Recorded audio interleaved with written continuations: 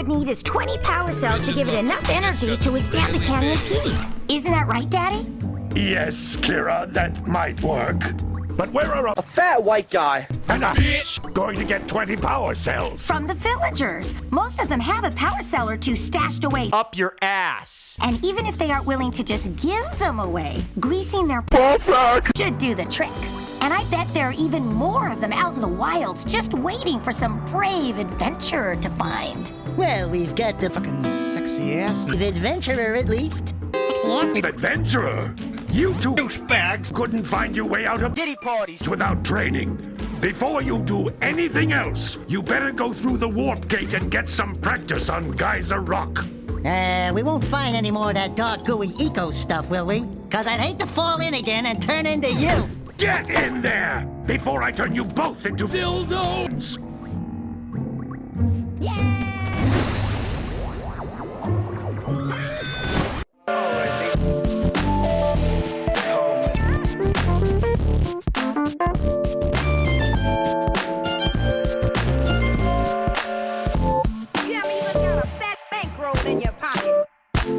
Hey guys, Vsauce, nigga here. Naughty Dog is one of the few Sony first-party companies that never missed. On the PS1, they gave birth to their Australian crack baby known as Crash Bandicoot, and on the PS Triple, we got a cinematic game with the Uncharted trilogy, and a depressing-ass zombie game with The Last of Us. I love all of these franchises equally, but they'll never have the charm that Jak and Daxter had. Development on Jak 1 started around the same time as Crash Team Racing, however there was only 2 people allowed to work on it at any given time. After CTR was finished and the newly PS2 hit store shelves, they had a full team of 35 developers to work on Jak and Daxter. Naughty Dog knew that the PS2 was a fairly brand new console, so they felt like they needed to make unique characters for it. You know, like Mario or Master Chief, or that blue hedgehog that autistic people really love. Me included. Put your hand down, Ferb. On top of that, they made an animation engine just to flex the power of the PS2. Naughty Dog hit the nail on the head because when the Precursor Legacy was released in 2001, it received universal praise from everyone saying that they loved the graphics, animation, and gameplay. Now watch me echo the same statements with more crude language. Fuck you. We start off with Jak and a pre-furry Daxter as they go to Misty Island despite Samos's warnings. Every bone in my body tells me that the answers rest on the shoulders of a young boy. Oblivious to his destiny, uninterested in the search for truth, and rejecting of my guidance. And why would he want to listen to old Samus the Sage anyway? I'm only the master of Green Eco, one of the wisest men on the planet. While on the island, they come across Gaul and his hot sister Maya, ordering lurkers around to go find precursor artifacts. Gaul and Maya are both coked up on dark ego, and their plan is to control it so they can remake the world. You know, classic villain shenanigans. While trying to leave the island, the boys get stopped by a lurker guard, and without wasting any time, Jak throws a fucking bomb at him. But the knockback sends Daxter flying back into the pool of dark eco. It spits him back out, but now he's short, fuzzy, and without his nuts. No dick, no balls. After getting home, they're told that Gaul is the only person that can turn Daxter back. Shh, they don't know that's him yet. And the only way to get to him is to go north. From then on, the duo gets sent to find Gaul and any other eco sages that went missing. Jak and Daxter: The Precursor Legacy is a platformer, but a really fucking good platformer at that. What's the difference, you ask? Those 3 words right there. It's kind of like a 3D Mario game, but on the power of the PS double ballin'. Instead of stars, it's power cells, and instead of coins, it's precursor orbs. You run, you jump, roll, punch, spin, just like every other platformer, but you can combo all these moves into each other. Punching then hitting jump gives you an uppercut, and while you're still in the air, you can helicopter spin or ground pound. Then if you press X when your ground pound lands, you can super jump. And for the flex of it, you can just spam this over and over again. What's cool is that all this extra stuff you can do isn't just some random BS, it actually helps during combat and platforming.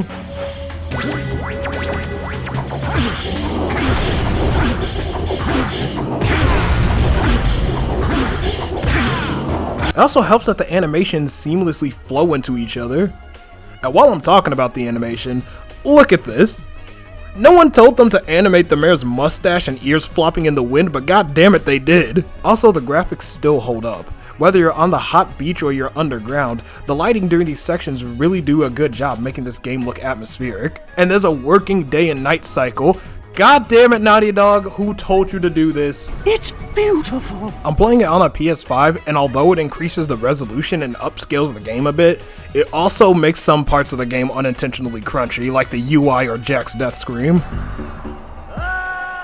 Different types of eco you can absorb and use. Green eco is health, blue is a speed up and a switch activator, yellow gives you fireballs, and red is a damage increase. Meanwhile, dark eco just straight up kills you.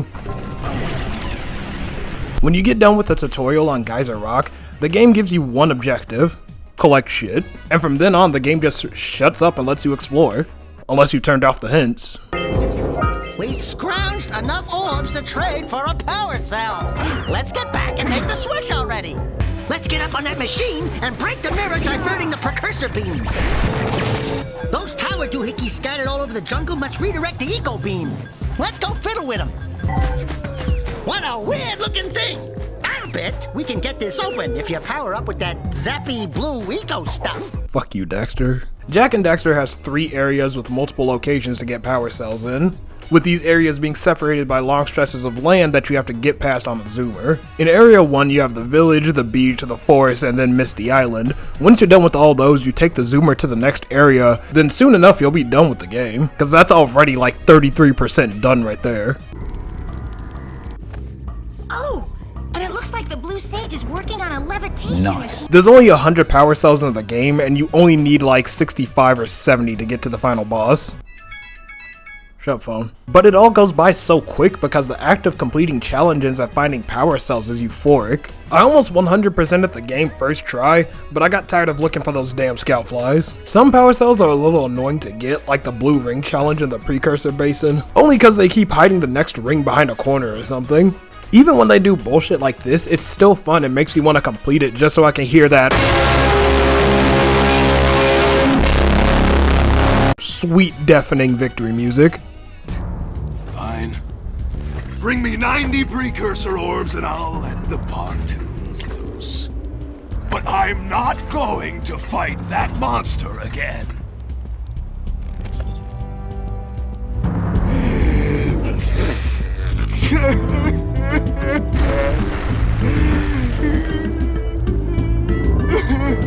If you want to hear something funny, switch it to Dutch and listen to the gladiator cry again.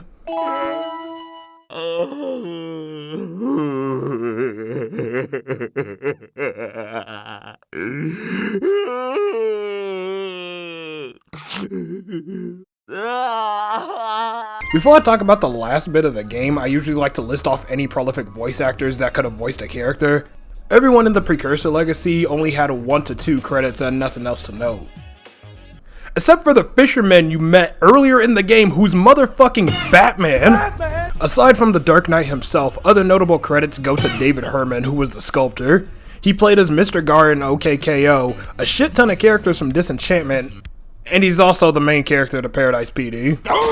Then there's Carol Ruger, who's the geologist. She played Athena in God of War 1, 2, and Reboot. Remake? Reboot? Continuation, whatever the fuck. After giving some precursor orbs to a couple of miners, you unlock the path to Golem Maya's Citadel. All the eco sages are suspended there in cages and now we have to free them all. The Citadel is a nice platforming challenge where you have to use all the sages' eco types to save them, but fair warning, you will fall and die a lot here. But guess what? It's always fun and it never felt like it's my fault or the game cheated me. Foreshadowing. The final boss against the evil twins sees Jak and Daxter trying to take down their mech that they built. It's classic platformer boss battle type of shit where you just sit there and wait for them to expose their giant weak points. But this time they're using the exact same eco powers as Jak, all while trying to drill into the giant dark eco vault below them. Also real quick, you see these weird looking blob creatures? Insignificant right here, but they come back in Lost Frontier because Daxter turns into one of them. Even though I've played Jak 1 to hell and back, I can still safely say that this boss fight is a little too easy. I almost beat it first try too, but I died during a cutscene.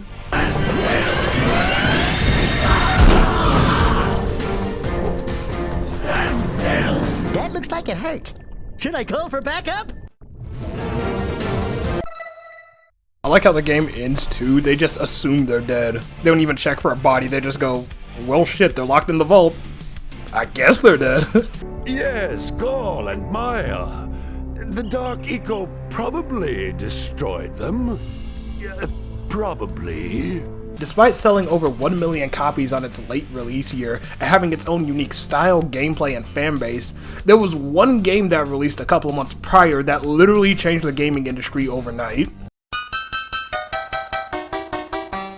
Driving and I'm speeding and I'm vigorously masturbating, swerving and I'm screaming and I violently come. I come! Driving and I'm speeding and I'm vigorously masturbating, come on the wheel and then I come on the dash and then I come on the floor and then I'm done. Then I'm done. For better and worse, GTA changed the views of gamers and developers.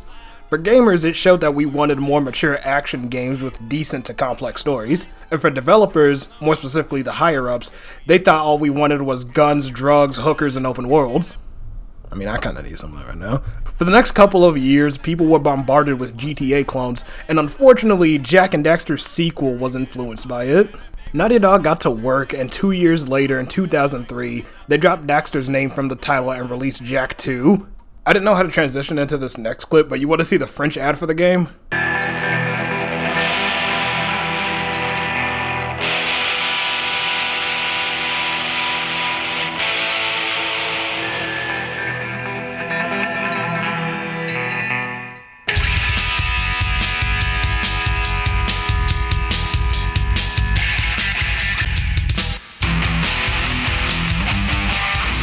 Pas si facile d'être un rebelle. Jak 2 hors la loi. Seuls les rebelles s'en sortiront. At the end of the Precursor Legacy, if you got all 100 power cells, a door opens to a white light with something inside of it. That's where Jak 2 starts, because inside the door was an ancient rift. You could tell Naughty Dog was getting more comfortable with their engine because the models have more polygons and look significantly cleaner. But Kira looks uglier for some reason. Look at that. Finally, the last rift gate has been opened. What are those things? When they activate the rift, that's when shit gets edgy. Metalheads start flying out of the rift, and in a desperate move to escape, they launch themselves through the rift and land 300 years into the future.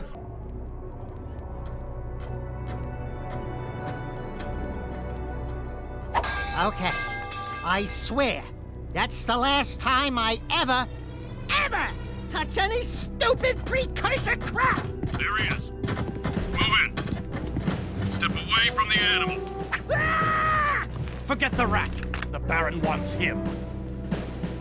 We've been waiting for you.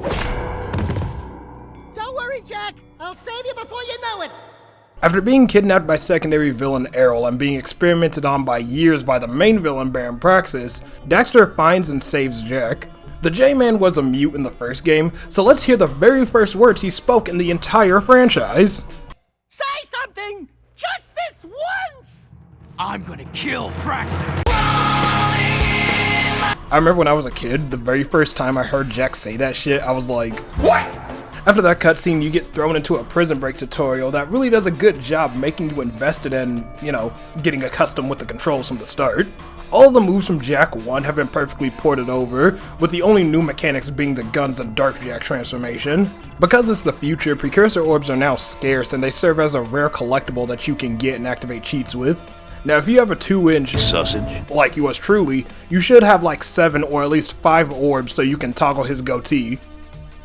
Turn it off if you're a heathen, but still, you can do that. First order of business after breaking out of jail is to beat up on the innocent. Hello, strangers. My name is Kor. May I help? You look like a reasonably smart man. I want information. Where the hell am I? Sorry. He's new to the whole conversation thing. Well, my angry young friend, you are a guest of His Majesty Baron Praxis, the ruler of glorious Haven City. I was just a guest in the good Baron's prison. Inside a cell or inside the city, walls surround us both. We are all his prisoners. Talk about being in the wrong place at the wrong time. I'd move on if I were you. By order of His Eminence, the Grand Protector of Haven City, Baron Praxis, everyone in this section is hereby under arrest for suspicion of harboring underground fugitives. Surrender and die. Excuse me, sir. Don't you mean surrender or die? Not in this city. Protect us from these guards, and I'll introduce you to someone who can help you. During this fight, you instantly get Darkjack just to test him out for the first time. Darkjack was one of the main selling points of the game, and it made every kid, your boy included, go, "Yeah! Oh my god!" It's just unfortunate that it's more of a gimmick than anything. You get a defense and an attack increase, as well as some new moves and a slight movement buff. But it's, I don't know, how do you say it? It's not good. Two main issues with Darkjack. One, you can only use melee attacks. And that's not a bad thing at the start, but mid to late game, everyone can shoot you, and you have no way to close the gap or fire back. And reason two, you can only use it when the meter is full. There's parts where you're most likely gonna need it, but 9 times out of 10 you'll make it past the part where it was necessary. The most accurate comparison to Darkjack would be Dante's Devil Trigger, but Devil Trigger is way more useful because you get health back as you're transformed, you can still use your guns, and you don't need a full meter to activate. I'm pretty sure Jak 3 fixed all these issues by introducing Lightjack and a few gameplay mechanic changes, but that has its own heap of complaints that I can't wait to shit on. The one thing that outweighs the bad is the room clearing Dark Bomb attack. This move fucks and sucks at the same time. It fucks cause look at this room full of enemies.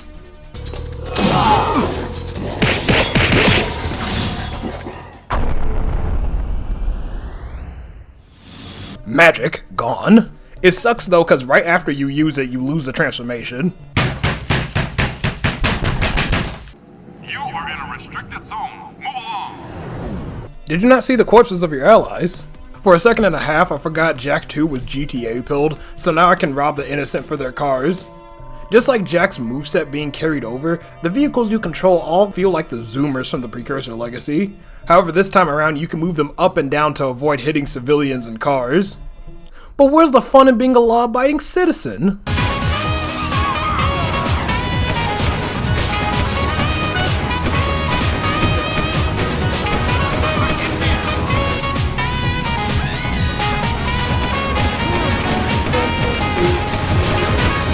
Alright, back to the story. After escaping prison and helping out Old Man Core and this random green-haired, blue overalls kid, you meet with the underground resistance, Torn and Tess, who sends Jak on some missions to annoy the Baron by destroying his stuff. Tess really wants to fuck Daxter for some reason, and Jak can't stop looking at her tits. I understand. Okay, remember when I said, for the next couple of years, people were bombarded with GTA clones, and unfortunately, Jak and Daxter's sequel was influenced by it? Yeah, that shit. What I meant by that was, Jak and Daxter lost its color and whimsy. I get that they wanted to up the ante by making a more serious story and different style, but look at these two side by side and you start to see what I mean. Jak 2's main color palette is gray and brown. Meanwhile, Jak 2 used more vivid colors to make everything stand out. Now, I'm not asking for a rainbow overload for Jak 2, I'm just asking for a little more pizzazz, you know? GTA Vice City released a year before Jak 2, and yet that stands out visually way more. I don't hate you, Jak 2, your color palette just pisses me off. However, at times it can be atmospheric with the ambiance music and the low hum of machinery helping out. After being Torn's little errand boy for a few missions, you meet up with Crew, who's definitely not gonna betray the shit out of you later, and Sig, the homie. I'm gonna give you 10 seconds to guess whose voice that is for Sig. Guy. Get your skinny ass over here and start shooting. Man, was I set up. Crew sent me down here to open some old doors with that ruby key you found. And when I did, metalheads came streaming in from some passage outside the city walls. Time's up, it's Phil Lamar, aka... The goat! The goat! And he's not the only high-ranking voice actor on this cast. We got Clancy Brown, aka Mr. Krabs as Baron Praxis. We have a rat in the walls, do we? A rat and his boy, it seems. Back for a few more Dark Eco treatments? You fucking cocksucker! We'll meet these characters later on, but Ashlyn, who's played by Susan Eisenberg, is Wonder Woman in a lot of media. Bruder, who's played by Alan Blumfield, is the Milkman from Psychonauts. I am the milkman. My milk is delicious. And for all my Billy and Mandy fans, Principal Goodvibe plays a bird named Pecker. I am Pecker. Yes, I know. My mother, she was very vindictive. But get this, his voice actor's name is Chris Cox. They said penis. After running around with crew for a bit, you meet back up with Kiera, but the game wants us to keep it a mystery on who it is behind that curtain. On top of that, I'm pretty sure Jack's a retard for not putting 2 and 2 together. Wait, you have the 20 cells needed to power my heat shield. Now be careful. The shield will only protect your zoomer till it reaches 500 degrees. Listen, if you think you've got the guts to race in this town, try taking my prototype jet board out on the stadium course. Beat the stadium challenge and maybe I'll consider you for my team. After that cutscene, you'll get to mess around with the hoverboard. The hoverboard is a movement tool that you can use in or out of the city, but for plot reasons, you can only use it in this small arena right now. And you better get good with this thing, because when you finally get to own it, there's gonna be parts and missions where it's required for platforming, which leads into a lot of bullshit deaths at times. After having a dumbass moment with this block puzzle and playing Crazy Taxi for a little bit, you get the LMG Vulcan barrel for your gun. Oh shit, I forgot to talk about the guns. In a callback to Jak 1, the morph gun you get uses different eco types to fire. Red eco acts like a shotgun, yellow eco is a marksman rifle, blue eco is a LMG, and the Peacekeeper, a gun that uses dark eco, is really underwhelming. It's supposed to be a BFG or a rocket launcher, but it doesn't hit as hard as it should for a gun with only 10 rounds and super rare ammo drops. The game could really benefit from like a strafing button, but for the most part, aiming isn't too bad with the auto aim helping out, but good luck trying to hit anything at long range.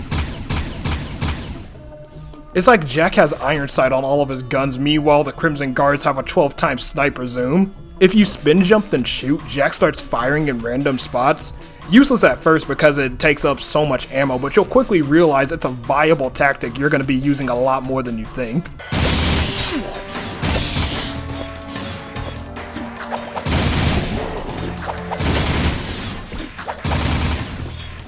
Later in the game, they find out the slums they've been visiting is actually a rundown version of Sandover Village. A younger Samos is the Underground's leader, and the kid you've been helping out the whole time is a younger Jak.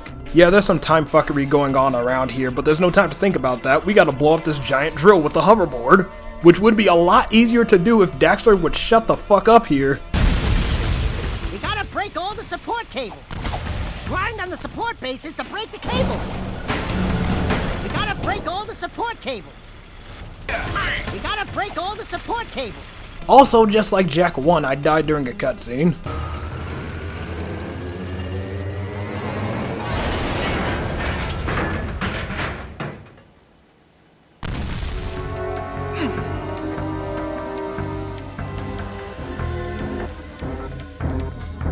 Look, this is fucked beyond belief!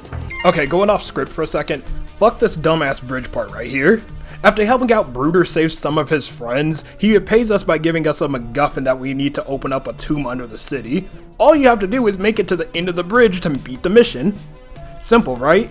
But here's the thing, you can't just run through everything because you're gonna get jumped by the Crimson Guards, and you can't swim away because this is the only time in the city where they'll spawn an insta-kill, you can't be here type of enemy, leaving you with your only option to slowly shoot your way through everyone. And God forbid you die here because it's back to the start with you. Mid to late game, it gets bullshit real quick. I love Naughty Dog, but these devs were dicks when it came to giving out checkpoints. There'll be long ass sections or missions where they want you to complete it in one try. And don't even get me started on the shitty escort mission in the sewers. No pun intended. But if you played this part, you know exactly what I'm talking about. Next comes the hoverbike races that Going Commando stole. They're fun, but I kinda wish there were more races to do. There's only 3 in the entire game, and you can only play them when the story wants you to.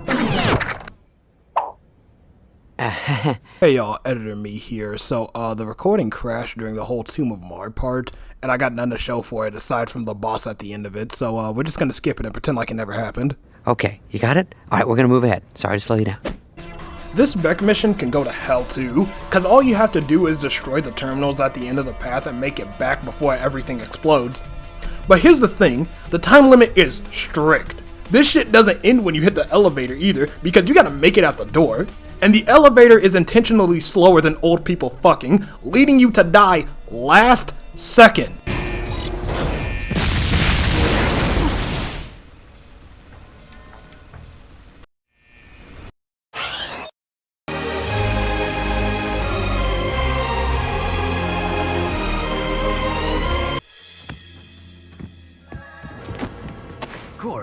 What's going on? I'm sure you know. Deep down in your darkest nightmares. We've met before, remember? Everything's going exactly as planned.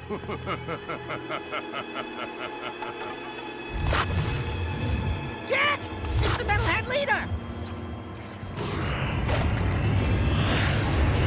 Now you see. Without the shield wall disrupting my powers inside the city, I am my full potential now. So for the last time, give me the Precursor Stone! If the city must die, then we all die!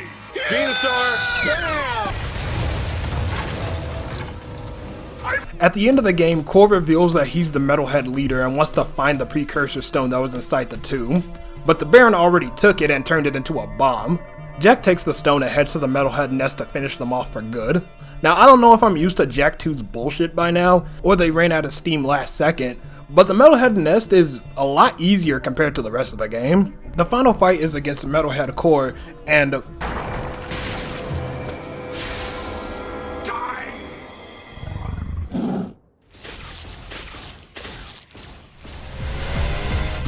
And what the fuck was the point of starting me off with Dark Jak only for me to not keep the transformation? And whatever, just shoot him until he stops moving.